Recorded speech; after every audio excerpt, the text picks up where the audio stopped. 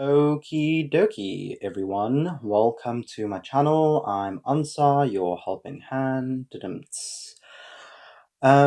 So today we're gonna do a proof. I have a proof. Well, yeah, I've already done a proof of this particular thing before, but I've used the CDF before, so I'm going to use the MGF this time. So basically, we're proving that if you have a standard normal, that when you square that standard normal, that the distribution of that squared standard normal is a chi-square distribution with 1 degrees of freedom.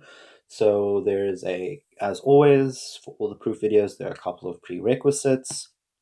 The first one being that you know how the method of moment generating functions work. So basically, if I have a random variable, so it's a random variable and it's distributed with some particular distribution, and you have another random variable and that has a second distribution, if you can show that the moment generating function of A is equal to the moment generating function of B. Remember, I subscript most of my functions, so you know what random variable I'm talking about. If you can show that these two moment generating functions are the same or equivalent, then you have shown that D0 is the same thing as D1. Okay, so that's the first prereq. The second prereq, obviously, is just going to be, well, we need the moment generating function of a chi-squared. So we need if v is chi-squared with 1 degree of freedom. Well, actually, for n degrees of freedom, mv of t is 1 minus 2t in negative n over 2, sorry. And if v is chi-squared 1, then that implies that the moment generating function of v is 1 minus 2t to the power of minus 1 over 2. Okay, so that's the second prereq, and then the last prereq you need is just something to do with standard normals, PDFs, and manipulating integrals, basically. So essentially, you need to know that if you integrate, right, so let's just say that I have, so let's say that you have some random variable, let's call it, I'm thinking of a random variable, I kind of don't want to I don't want to shoot myself in the foot here, so let's just call it H. I don't know why I took that long for one particular letter. So, sorry. So, let's say H is some standard normal with a mu and sigma squared, right? It doesn't really matter that it's standard normal, not standard normal, but it doesn't really matter that n is normal at this point in time. But if we take an integral of f of h of little h dh, right? If we take an integral, or we integrate the PDF of h over negative infinity to positive infinity, that will be equal to 1. Now, the reason this is important is because basically, if I multiply this, right, f of h of little h dh, right, and I multiply it by any, let's say, constant c, and it's over c, that's the same thing, right? Because c over c is just 1, and I can bring the 1c out and leave the other c in and get this, still equaling 1, right? So basically what I'm saying here is that if I have the standard firstly, if you have a normal distribution, right, or any distribution for that matter, and you integrate its PDF over the entire real line, you will get 1. Okay, that's an important prerequisite for this proof. The second prerequisite is that you can kind of manipulate the inside of the integral as much as you like, as long as you kind of remember that you need to do the opposite outside of the integral. Okay, so that's essentially it. And then obviously you need to know what the PDF of a normal is. So if you don't, which you should, if h is normal, let's say, standard normal 0, 1, then fh of little h is 1 over the square root of 2 pi e to the negative h squared over 2. Okay, and I just thought of one more prereq that you need to know. So the last prereq, hopefully, which is got to do with expectations and functions of random variables. So if you take some random variable h, which is distributed, let's say, normal with 0, 1, right? The expectation of h, right? We know what this is. It's just negative infinity to infinity h times the PDF of h, dh. Okay. Now, if you take any function of h, let's just call it g of capital H, right? If you take any function of h and you want the expectation of that function, all you have to do is basically plug the function in and put a small h in instead of a big H. And this is known as the law of the unconscious statistician. Unconscious statistician, also known as Lotus. Okay, so we use that in the proof, so it's important that you know it. Yeah, so let's get on to the proof, basically. This is just the prereq, so we'll do the proof. So we are proving, so prove that, well, we have our assumptions or our starting points, I guess. Let z be standard normal 0, 1. So then we need to prove that z squared is chi-squared with 1 degree of freedom, and by the method of moment generating functions, this proof is equivalent to proving that the MGF of z squared, is equal to the MGF of v for some v which is chi-squared of 1.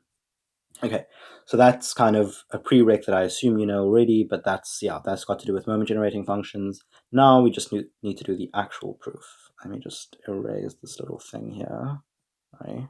Erase. Okay. Oh, wait. I need the pen back. Okay, cool. So let's do our proof.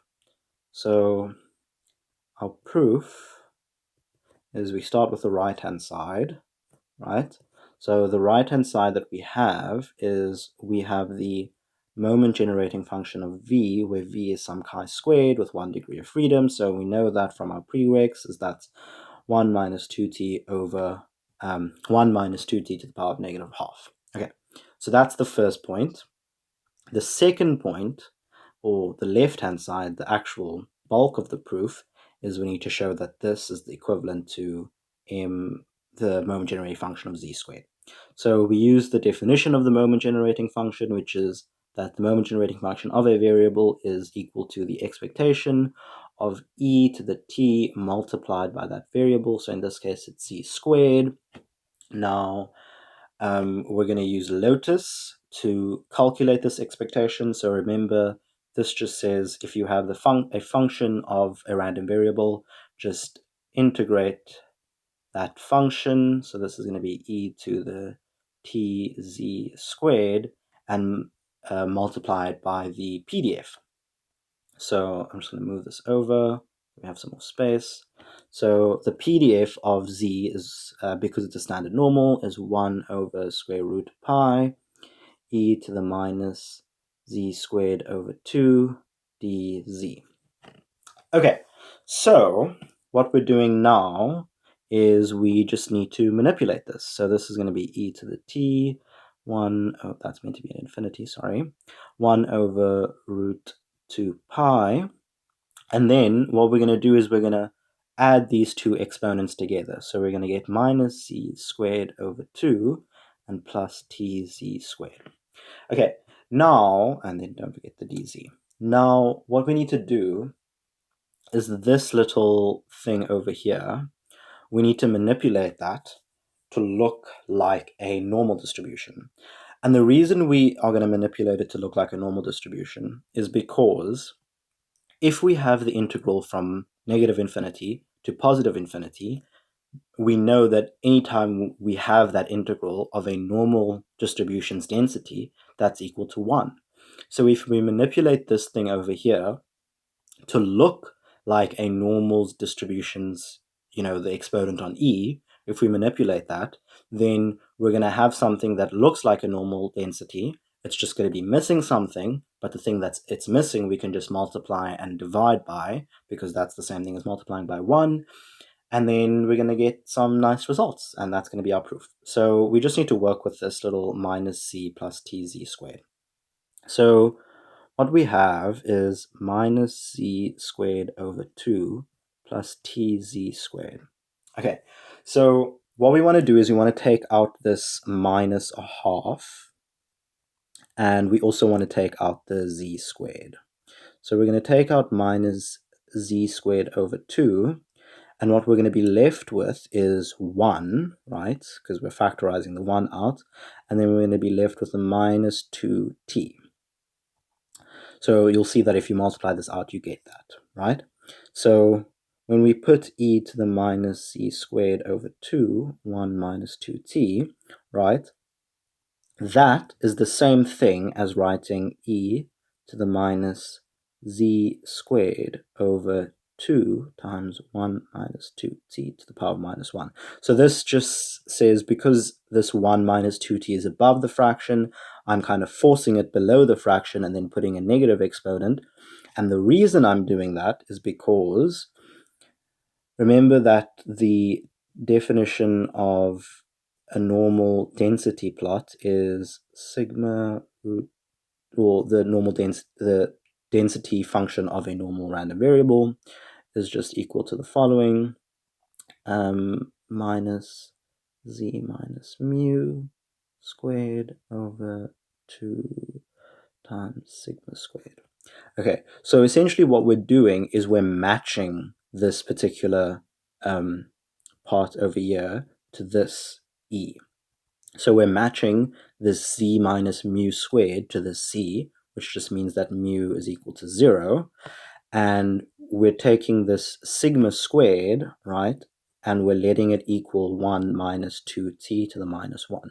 So all we're saying is that essentially we want to make this particular density look like the density of a normal random variable where mu is equal to 0 and sigma squared is equal to 1 minus 2t to the power of minus 1.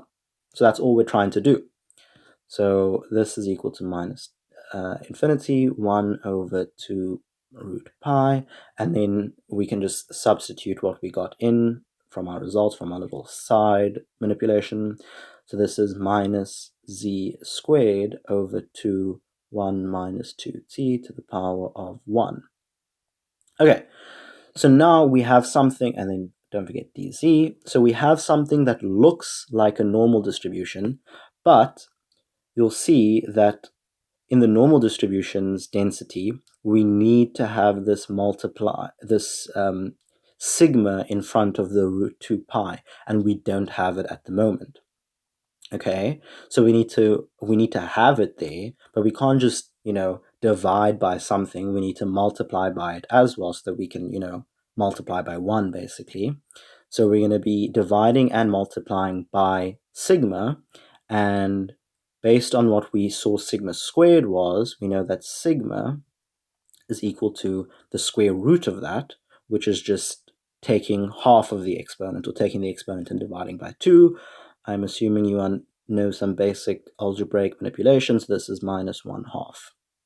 Okay, so essentially this integral over here, right, is going to be minus infinity to positive infinity, and then we're going to multiply and divide by sigma. So this is going to be 1 minus 2t to the power of minus a half divided by 1 minus 2t to the power of minus a half, times by the density that we had earlier, which is 1 over 2 root pi, e to the minus c squared over 2, 1 minus t to the power of minus 1, all dz. And now this part over here, right? This part over here, that's the normal distribution's density, right? This is just the PDF. Sorry. This is just the PDF. Let me just move. This is the PDF f of x, right? For some x being normal with 0 and 1 minus 2t minus 1 as the square root, as the variance, sorry. So we're basically integrating this normal distribution's density from negative infinity to positive infinity, and that's going to be equal to 1, right? And all that we're going to be left with is this constant, because this is a constant that doesn't depend on z, so we can bring it out. So this is 1 minus 2t, the power of minus a half, and then this integral that we're integrating from negative infinity to infinity, where the inside of the integral is just the PDF of a normal distribution, so that's just going to be equal to 1. So now we have 1 minus 2t, the power of minus a half, which, if we look at where we started, is equal to our right-hand side. So we therefore, which is equal to our right-hand side, so therefore we've shown that z squared is chi-squared with 1 degree of freedom. Okay, so that brings us to the end of another proof. Thank you guys for watching. Please remember to like and subscribe. Leave comments in the comment section if you have any questions, or if you want to see some other videos or requests for anything. Yeah, cool beans. Bye.